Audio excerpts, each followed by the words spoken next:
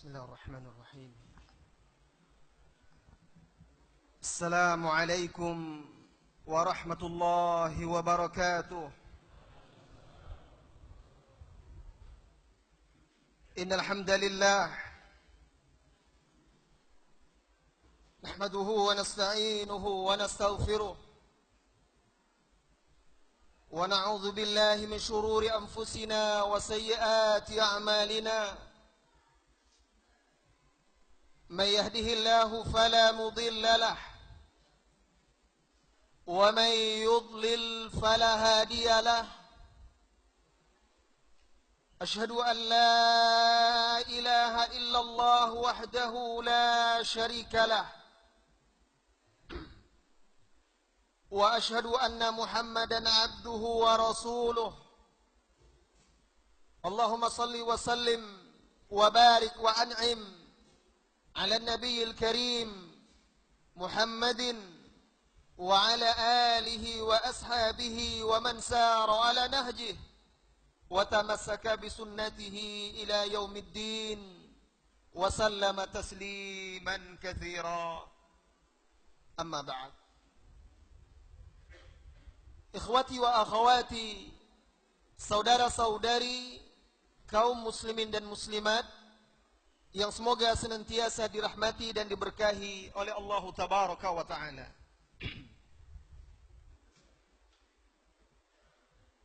Malam sudah semakin larut. Oleh karena itu, wahai saudara-saudari kaum muslimin dan muslimat, malam hari ini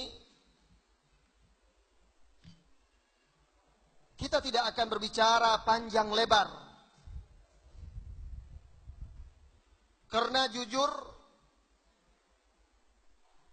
saya sendiri bingung. Beberapa hari semenjak panitia mengundang untuk menyampaikan materi dalam rangka penggalangan dana untuk kaum muslimin Gaza atau Gaza, saya terus memikirkan apa yang harus saya sampaikan.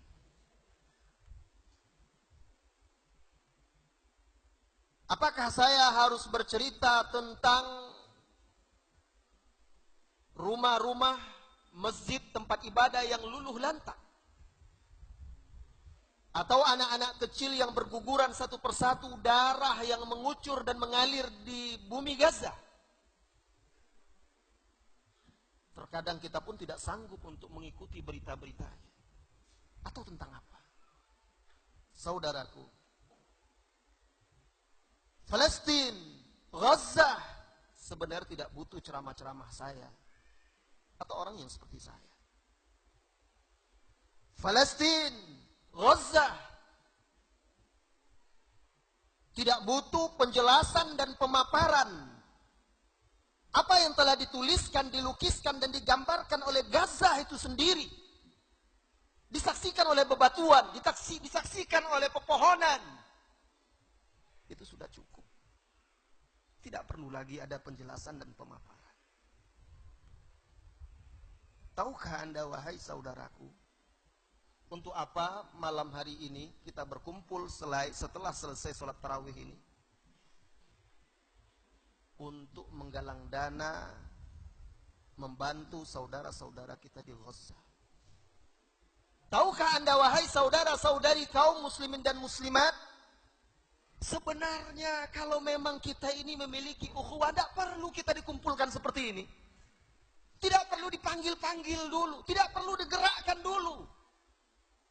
Harusnya sudah keluar uang kita, infak kita, zakat kita. Kita datang, berikan kepada pengurus, salurkan. Tidak perlu dikumpulkan dulu, harus menyumbang. Kan kita sudah belajar, kita sudah mengaji. Nabi kita yang mulia di dalam Sahih Bukhari, dari sahabat Anas bin Malik radhiyallahu anhu bersabda, "Unsur akhaka zaliman aw mazluma." Tolong saudaramu yang berlaku zalim atau dizalimi. Kita mendengar Kita membaca, kita menyaksikan di berita-berita, saudara kita dizalimi. Lalu menunggu dulu ada acara-acara penggalangan dana, baru kita merogoh kantong kita. La ilaha illallah. Alangkah bakhilnya kita. Kita juga belajar, kita mendengar guru-guru kita menyampaikan, menjelaskan bahwa Rasulullah Shallallahu Alaihi Wasallam bersabda di dalam hadis yang sahih dari sahabat Abdullah bin Amr bin As radhiyallahu anhuma, al-muslim akhul muslim. Seorang muslim itu saudara bagi muslim yang lainnya. La yadhlimuhu wa la yuslimuhu. Dia tidak akan menzalimi saudaranya dan tidak juga akan menyerahkan saudaranya kepada orang-orang non-muslim, kepada orang-orang kafir. Tidak akan membiarkan saudaranya. Wa man kana fi hajati akhihi kana Allahu fi hajatihi. Barang siapa yang membantu menyelesaikan hajat kebutuhan saudaranya, maka Allah senantiasa menyelesaikan hajat kebutuhannya. Wa man farraja an muslim kurbatan farajallahu anhu kurbatan min qurabi yaumil qiyamah. Barang siapa yang melapangkan, melepaskan satu kesulitan, satu kesusahan dari seorang muslim, Allah lepaskan dari dia satu kesulitan, kesusahan dari kesusahan-kesusahan yang ada di hari kiamat. Saudaraku, kita sanggup membangun masjid semegah ini. Kita sanggup berinfak untuk masjid, untuk madrasah, untuk sekolah berjuta-juta. Sekarang sanggupkah kita juga membantu saudara-saudara kita? Ini hadis-hadis yang kita dengar. Mereka adalah muslim, mereka adalah saudara kita. Bukankah Nabi kita yang mulia sallallahu alaihi wasallam bersabda di dalam hadis dari sahabat An-Nu'man bin Bashir radhiyallahu anhu, "Mathalul mu'minina fi tawaddihim wa tarahumihim wa ta'atufihim mathalul jasadil wahid." Perumpamaan seorang mukmin, perumpamaan kaum mukminin dalam saling mengasihi, dalam saling mencintai, dalam saling menyayangi, seperti satu tubuh.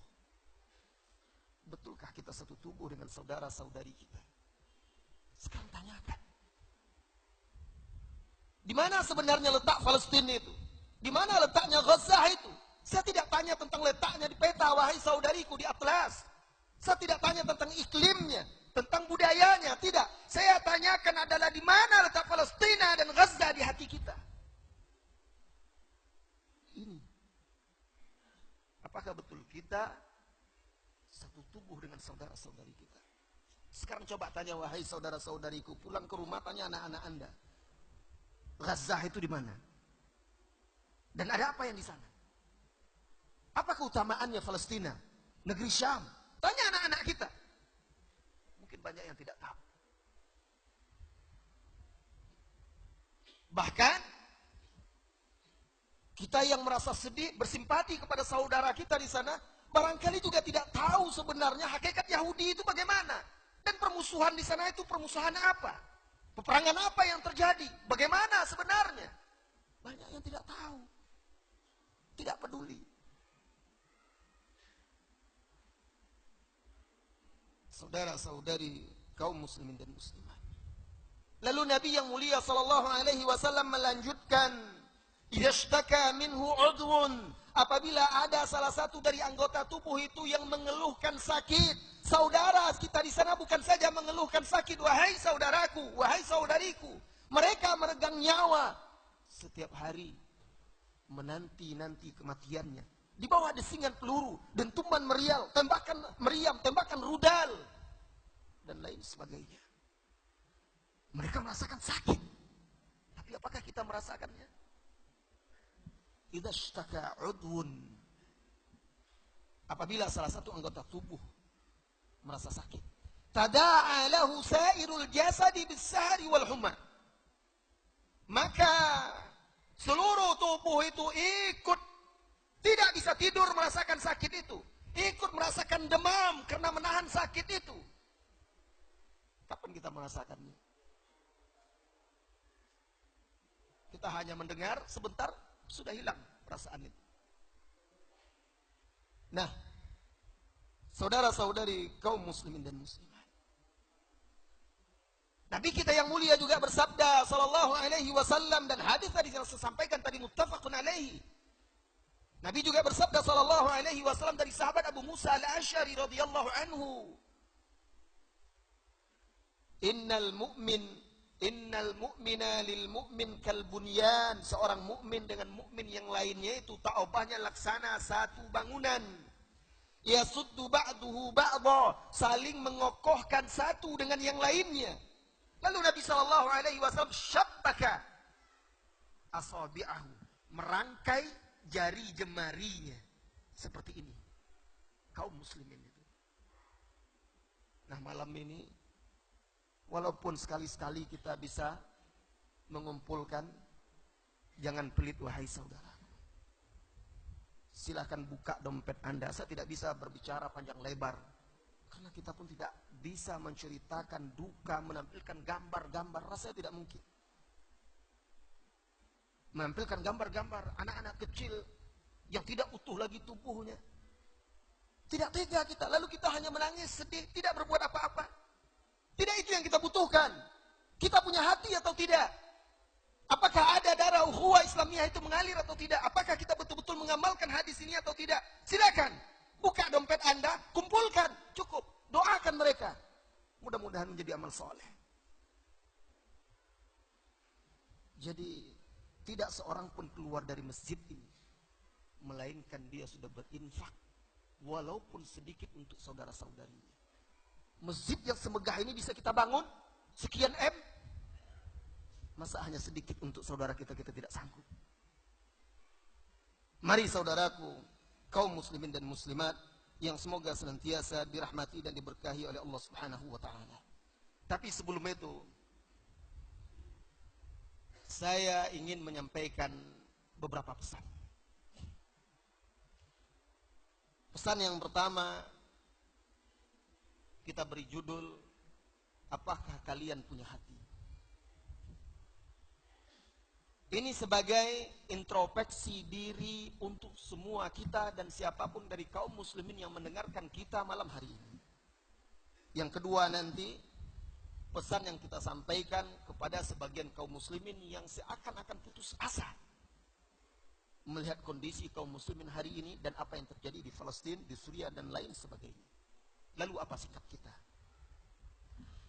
Saudaraku kaum muslimin dan muslimat, yang semoga senantiasa dirahmati dan diberkahi oleh Allah Subhanahu wa ta'ala.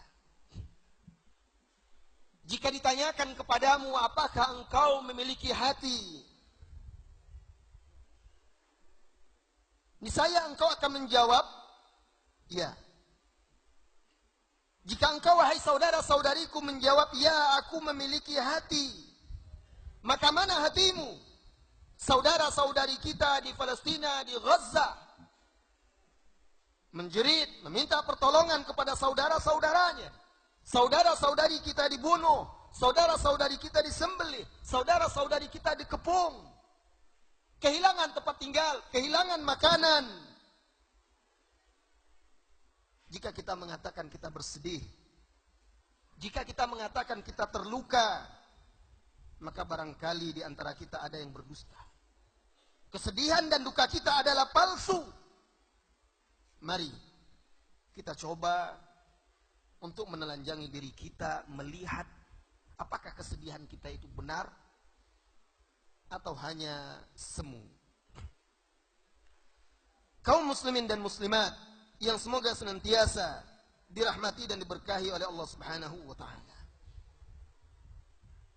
Kaum muslimin di Suriah, kaum muslimin di Gaza, kaum muslimin di Palestina, mereka sedang meregang nyawa menghadapi maut, kematian, di bawah desingan peluru, hantaman meriam, bom-bom yang ditembakkan oleh orang-orang Yahudi.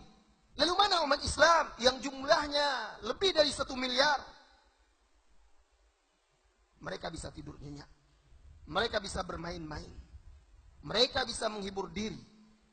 Saudaraku, jangan Anda mengira bahwa apa yang terjadi di Palestina, di Gaza, penyebabnya hanya para pemimpin-pemimpin di sana saja, atau pemimpin-pemimpin kaum muslimin tidak bersatu. Jangan hanya mengira itu disebabkan oleh pemimpin-pemimpin Arab, pemimpin bangsa Arab, pemimpin kaum muslimin bercerai-berai dan berselisih. Barangkali saya, Anda, kita juga termasuk penyebab. Kenapa sudah lebih dari separuh abad, lebih dari 50 tahun, kaum muslimin di Palestina dijajah, tapi kita belum juga bisa untuk memerdekakan mereka. Cobalah lihat mayoritas kaum muslimin. Bagaimana kita katakan kesedihan itu tidak palsu? Banyak di antara kita masih disibukkan oleh bola, masih disibukkan oleh perlombaan-perlombaan, berita-berita tentang para olahragawan, lalai, lengah, meninggalkan salat, melalaikan salat, lalai dalam sujud-sujudnya, hanya karena acara-acara televisi. Lalai dan lengah. Disibukkan oleh kehidupan duniawi. Urusan-urusan dunia yang terkadang tidak penting dan tidak perlu. Perlombaan-perlombaan, sinetron-sinetron. Mayoritas kaum muslimin disibukkan oleh itu.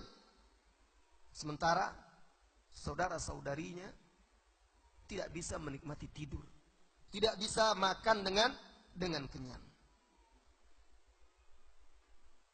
Anak-anak kita bebas bermain, main games di HP, di PlayStation. Anak-anak kita bebas main bola. Sementara anak-anak saudara kita di Palestina, mereka berdoa, Ya Rabb, unsurna alal Yahud. Wahai Rabb kami, menangkan, tolong kami atas orang-orang Yahudi. Anak-anak kita bisa berpuasa dengan tentram, bisa sholat tarawih dengan tenang. Anak-anak kita bisa memakai baju baru, mempersiapkan diri untuk Idul Fitri. Sementara anak-anak di sana, mereka sibuk bersembunyi, berlindung dari hantaman peluru-peluru orang Yahudi. Saudaraku, saudariku, kita berteriak, kita bertanya-tanya, kapan Allah menolong kaum muslimin? Kapan Allah Subhanahu wa ta'ala menurunkan kemenangan untuk kaum muslimin? Baik di Palestina, di Gaza, di Suriah, atau di berbagai tempat yang sedang dilanda musibah dan fitnah. Bagaimana pertolongan Allah Subhanahu wa ta'ala itu datang, wahai saudara-saudariku?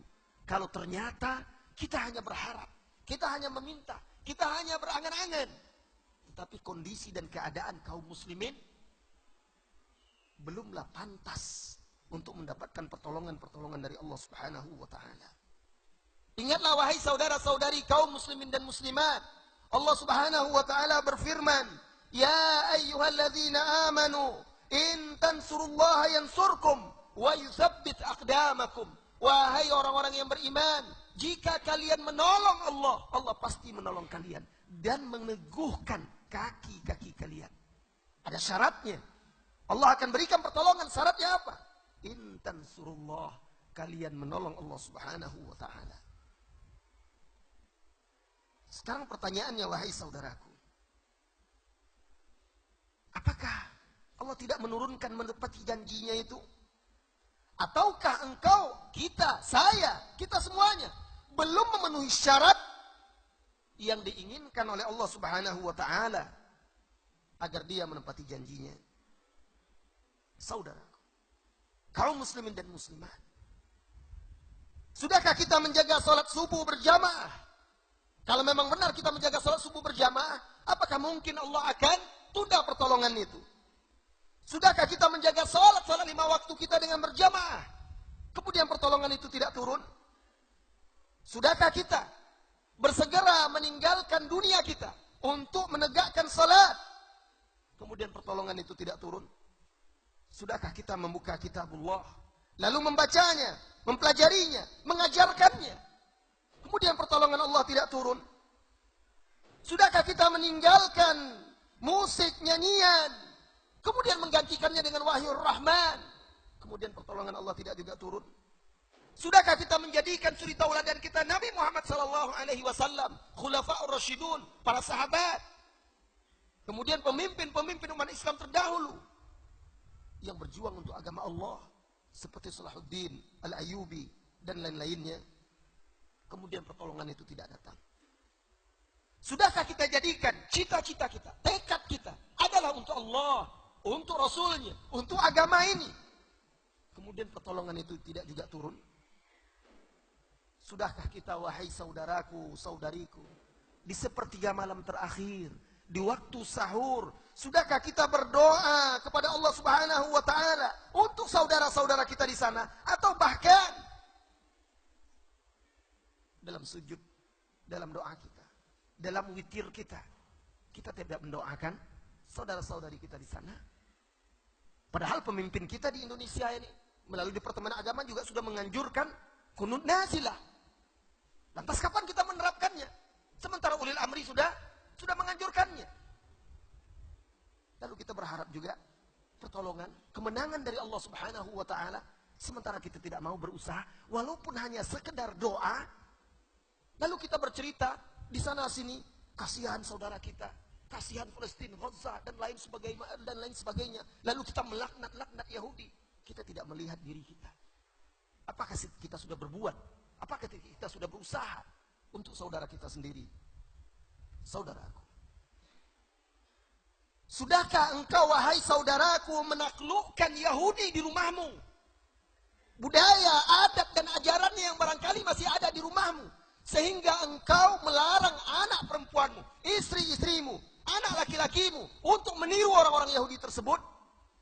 Sudahkah engkau, wahai saudaraku, melarang anak perempuanmu, melarang istrimu keluar rumah mutabarrijah, bertabarruk, bersolek, mengumbar aurat? Sudahkah engkau berani mematikan televisi yang menyiarkan orang-orang mengumbar aurat, budaya-budaya Yahudi? Lalu kita ingin juga menaklukkan Yahudi sementara di rumah kita racun-racun Yahudi itu sendiri bebas meracuni anak dan istri kita. Saudaraku, kaum muslimin dan muslimat, pertanyaan-pertanyaan cukup banyak yang sebenarnya harus kita tanyakan pada diri kita. Tetapi semakin banyak pertanyaan itu kita ajukan, semakin malu kita pada diri kita sendiri, kepada saudara-saudari kita di sana. Malu kita kepada Allah, karena kita belum betul-betul mewujudkan syarat yang diperintahkan oleh Allah Subhanahu wa taala agar Allah Subhanahu wa taala menurunkan pertolongan untuk kita, kaum muslimin. Saudara-saudari kaum muslimin dan muslimat yang semoga senantiasa dirahmati dan diberkahi oleh Allah Subhanahu wa taala. Pesan yang kedua, untuk sebagian kaum muslimin yang bertanya-tanya, kenapa Allah tidak juga turunkan pertolongan, lalu seakan-akan dia putus asa? Saudaraku, engkau sudah mendengar berita-berita tentang Palestina, engkau sudah membaca dan menyaksikan tentang Gaza dan lain sebagainya. Lalu kenapa sebagian dari kaum muslimin cemas, khawatir, seakan putus asa? Melihat dan menyaksikan penjajahan yang sudah lebih 50 tahun itu. Pernahkah engkau membaca sejarah atau mendengarkan bahwa dahulu kaum salib menjajah, melancarkan serangan kepada kaum muslimin di Palestina itu, bahkan hampir 100 tahun, hampir 1 abad lamanya menjajah Palestina itu. Bahkan sebelum dibebaskan di tangan Salahuddin Al-Ayyubi 200 tahun sebelum itu, mereka juga sudah memerangi kaum muslimin. Tidakkah engkau membaca, wahai saudara-saudariku, dahulu di masa itu apa yang mereka lakukan? Orang-orang Nasara, orang-orang salib membunuh lebih dari 70.000 kaum muslimin hanya dalam 1 hari. Perhatikan, sekarang Palestina baru 50 tahun dijajah oleh orang Yahudi. Dulu 200 tahun dijajah oleh orang-orang Nasrani. Kemudian peperangan yang dilakukan, jihad yang dilakukan oleh kaum muslimin dari satu generasi ke generasi berikutnya, lebih dari 90 tahun, hampir satu abad, baru berhasil merebut kembali Palestina. Dan sejarah mencatat, dalam satu hari saja di Palestina itu, orang-orang Nasrani ketika itu, pasukan-pasukan Nasrani, pasukan salib, membunuh lebih dari 70.000 kaum muslimin dalam satu hari saja. Sehingga ahli-ahli sejarah seperti Ibnu Katsir di dalam kitab Al-Bidayah wa Nihayah menceritakan mereka dengan kuda-kudanya berjalan di atas genangan darah kaum muslimin. Begitu mengerikannya. Kalau kita bandingkan itu belum seberapa apa yang terjadi di zaman sekarang itu. Tapi cobalah lihat akhirnya. Apa yang Allah timpakan kepada mereka? Akhirnya kekejaman mereka itu habis. Kekuasaan mereka di sana habis. Tunduk. Dan Allah berikan kemenangan kepada orang-orang yang benar-benar membaca kitabnya, yang membaca sunnahnya, mempelajari, mengamalkannya, tulus, ikhlas, berjuang untuk agama Allah Subhanahu wa ta'ala. Seperti Imaduddin Zanki, kemudian Nuruddin Mahmud, dan setelah itu keponakannya Salahuddin Al-Ayyubi, semoga Allah merahmati semuanya. Mereka orang yang berinfak, berjuang untuk kaum muslimin ketika itu. Salahuddin Al-Ayyubi sampai bersumpah tidak akan tersenyum sampai Palestina itu kembali ke pangkuan kaum muslimin. Bahkan pamannya Nuruddin Mahmud Zanki, dia buat mimbar. Dia buat mimbar yang dia siapkan untuk dibawa di Masjidil Aqsa. Dia siapkan mimbar tersebut. Dia pesan. Dan dia bersumpah untuk membawa mimbar itu ditegakkan di Masjidil Aqsa setelah dibebaskan dari orang-orang Nasrani. Tapi qadar Allah, ajal menjemputnya.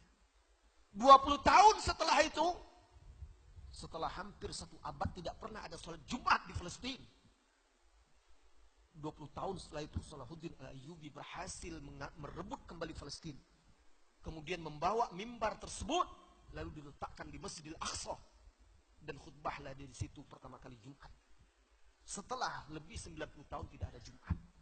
Makanya dikenal sampai sekarang mimbar Salahuddin. Yang membuatnya sebenarnya adalah pamannya Mahmud Nuruddin Zanki. Nah, kenapa Allah berikan pertolongan kepada mereka? Harusnya kaum muslimin belajar, mengoreksi diri, melihat kondisi umat, dan berusaha memperbaiki diri mereka. Saudara-saudari kaum muslimin dan muslimat, kaum muslimin yang merasa bangga dan mulia dengan keislamannya, tahukah Anda untuk siapa Anda berbuat?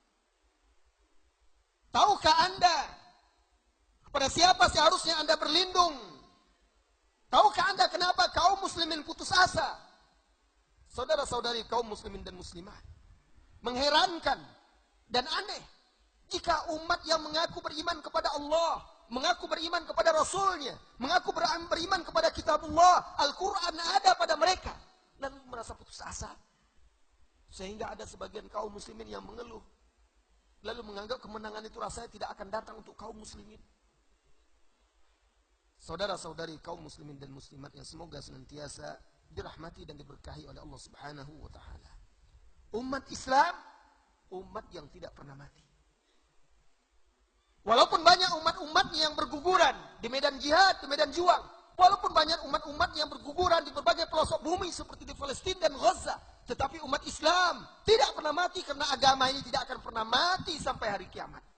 Kita harus memiliki keyakinan untuk itu. Namun, yang perlu kita pahami dan kita mengerti, dari mana kita harus memulai untuk memperjuangkan agama ini, untuk membela kaum muslimin. Harus Anda mulai dari diri Anda, harus Anda mulai dari anak istri Anda, harus Anda mulai dari rumah Anda.